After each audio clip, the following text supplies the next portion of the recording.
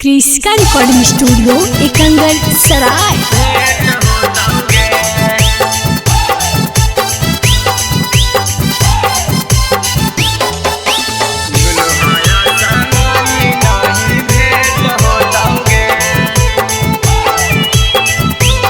Presented by Kriska films.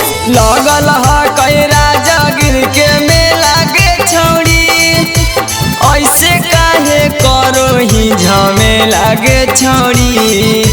लगल है कई राजगिर के मेला के छौड़ी, ऐसे काहे करो ही झमेला के छौड़ी। रतिया में बड़ी छौड़ी लेट होतौगे, रतिया में छौड़ी बड़ी लेट होतौगे। झुलुहाया सामानी नहीं भेंट होतौगे, रतिया में छौड़ी बड़ी लेट होतौगे। झुलुहाया सामानी नहीं भेंट होतौगे।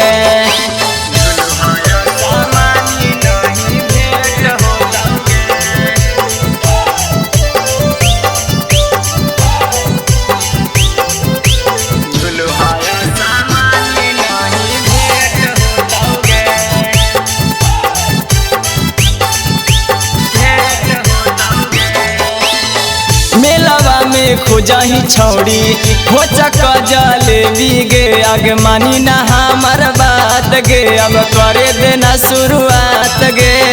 गे सुन, मेलवा में खोजही छौड़ी हो चक जलेबी गे, आगे माने ना हमार बात गे, अब करे देना शुरुआत गे। छोला खिया के भर देब तोरा पेट गे छौड़ी, छोला खिया के भर देब तोरा पेट गे छौड़ी। झुलुहाया सामानी न हो तो भेट गे छौड़ी, रतिया में करो ही बड़ी लेट गे छौड़ी। झुलुहाया सामानी न हो तो भेट गे छौड़ी।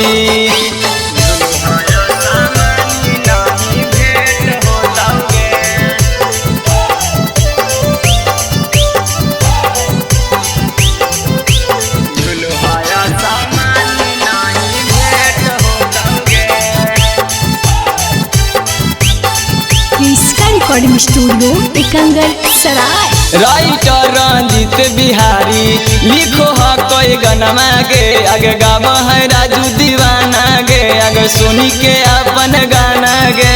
हे गे छौड़ी हे गे, राइटर रंजीत बिहारी लिखो है कोई गनमा गे, आगे गाव है राजू दीवाना गे, आगे सुनी के अपन गाना गे।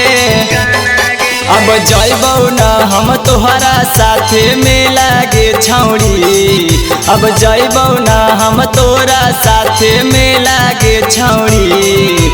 रतिये में तू करो ही बड़ी झमेला गे छौड़ी, रतिया में करो ही बड़ी लेट गे छौड़ी।